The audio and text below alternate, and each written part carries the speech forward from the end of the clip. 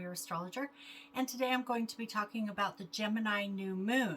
If you're new to my channel, please subscribe, and if you like this video, please click like. Thank you for all the likes and also all your generous and very kind and thoughtful comments. I appreciate that. I want us to create more and more of a community here, so keep that in mind in your comments. I hope that you will interact with each other in the comments. And if you like this video, then also please share it with others so we can expand this community. So let's go ahead and look at the chart and see what it has to say. All right, the first thing we can say about it is that it's on May 30th, 2022, and that's 4:30 a.m. Pacific time, 5:30 a.m. Mountain time, 6:30 a.m. Central time, and 7:30 a.m. Eastern time. So if you're outside that range, please readjust for your time frame. Okay, now let's look at the chart and start checking out these planets and where they're aligned. The first thing obviously is the sun at 9 degrees Gemini 3 minutes and the moon at 9 degrees Gemini 3 minutes. So a new moon is always a conjunction of the sun and the moon. And this is in Gemini at 9 degrees. So we're going to be talking about Gemini themes.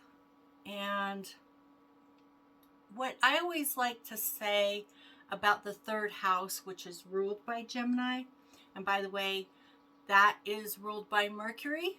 So Mercury, Gemini, and the third house all relate to each other. They all represent the same thing or very similar things. And the first thing you can say about it is it's related to the mind and communication. It's very mental. It's all about the way we think about things and the way we communicate our reality out into the world and our self-expression and all the tools that we use for communication. So I like to call the third house the house of reality creation, because really, in my mind, that's what it is fundamentally.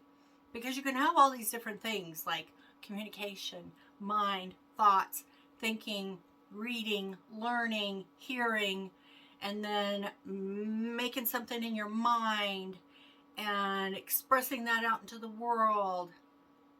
But what does that do in the end? It creates your reality. The way you take information in, the way you process it in your mind, the kind of information you choose to take in, the way you let it impact your mind, because that's a choice. Some people think that they don't create the reality, that reality is just out there. That is a level of consciousness that has not yet evolved to the understanding that you are an empowered creator. You actually create your reality. If you think reality is just a thing out there that's impacting you, and it's in a sense objective, it can't be changed, except maybe, if you try to change it, but it's not really anything that you create, it's just out there, then in a sense, you're a victim to whatever that reality is, because you think it's out there. So you have an external locus of control, okay, an external locus of power. The power is out there because reality is out there and it's impacting you, it's affecting you. Now, I'm not saying that to some degree, obviously, we are impacted by the external reality, but what I'm saying is that if you understand that reality creation is probably at least 90% internal, I don't know really what the statistics are. I would have to say absolutely it's got to be at least 80% internal. But I think really it's even higher than that. I think it's really safe to say it's 90%. And in fact, I would even go higher than that. And this really is more to do with where you are in terms of your consciousness evolution. I think some people evolve their consciousness so much that reality is at least 99% internal and only 1% external. Meaning that what they're taking in is pure energy, okay? And they are shaping it within their own consciousness. And we can all do this. We can take in the reality, and we can choose which realities we want to participate in as well.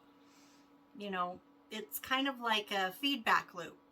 So if you choose to focus on things that are dysfunctional, if you choose to focus on everything that's wrong with the world, and I'm not saying put your head in the sand, I'm just saying that there's a difference between being aware of what's going on in the world and just hyper focusing on it to the point where it shapes your entire reality.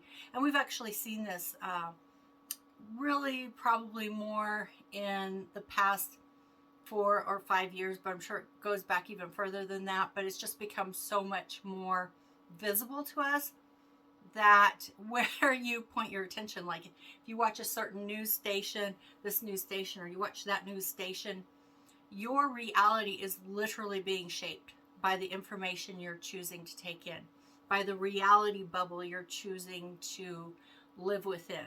And what I'm suggesting is that maybe it might be more empowering to step back from that and to choose a fundamental reality that represents peace and harmony and beauty. Like, you know, I spend a lot of time in nature, and the reason why I do that is because the energy is different in nature. It's very peaceful, quiet, calm, grounded.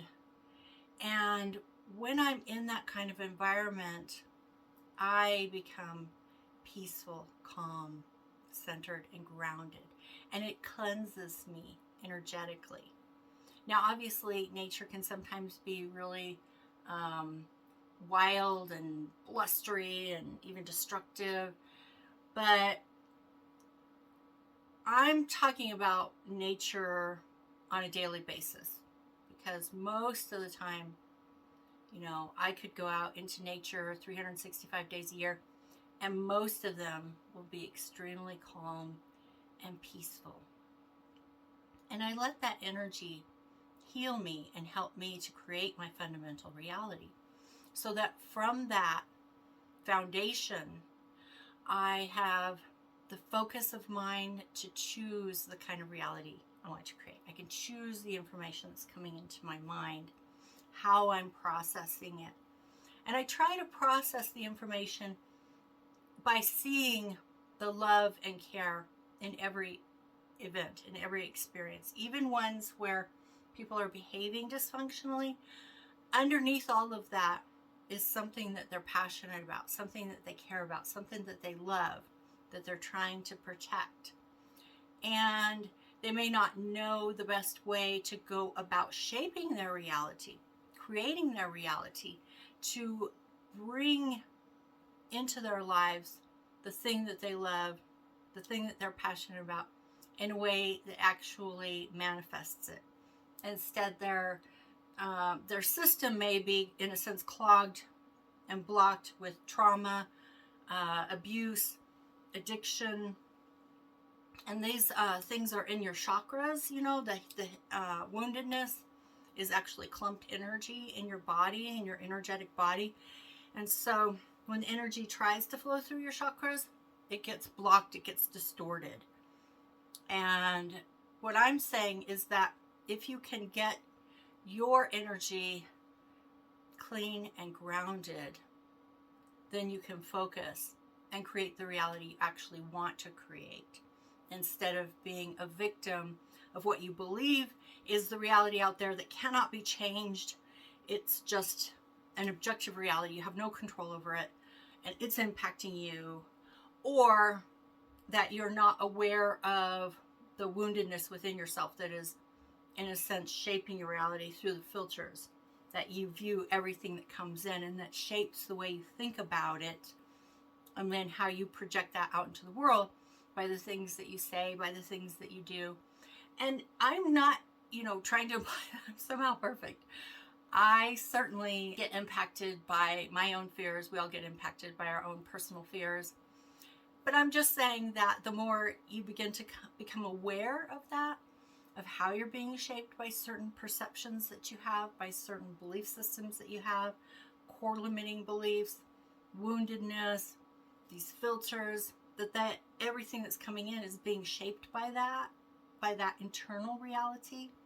And then when you are pushing out your self-expression, when you're communicating out into the world, not just with words, but with energy, you know, your thoughts are actually going out there almost as powerful as the words themselves. And certainly actions. Actions are a form of communication and self-expression.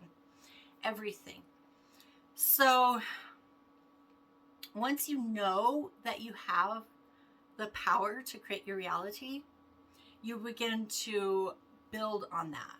And over time, you gain more and more personal power. You become more and more self-empowered.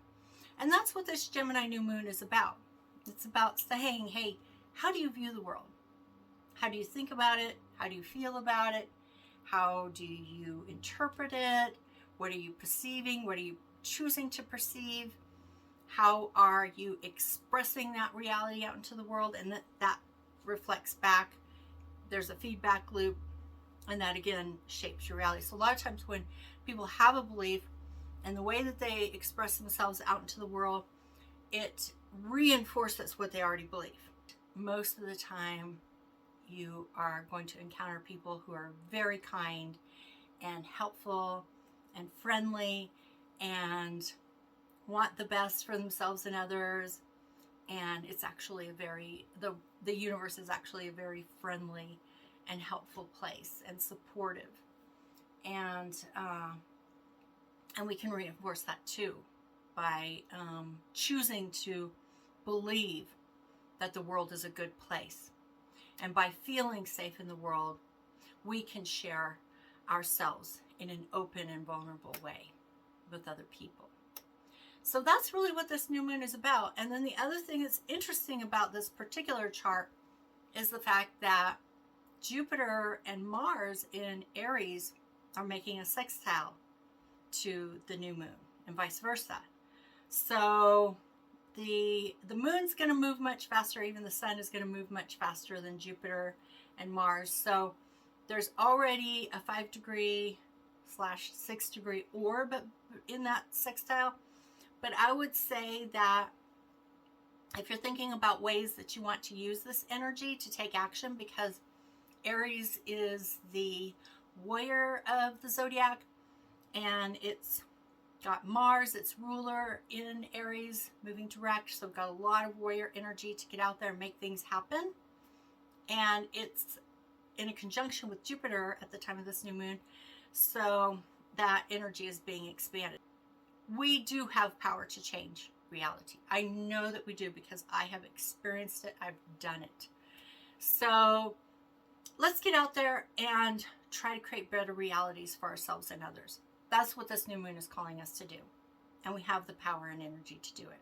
So let's make it happen. All right, so that's it for today. If you want to be a part of my Patreon community, just check out the link at the end of this video.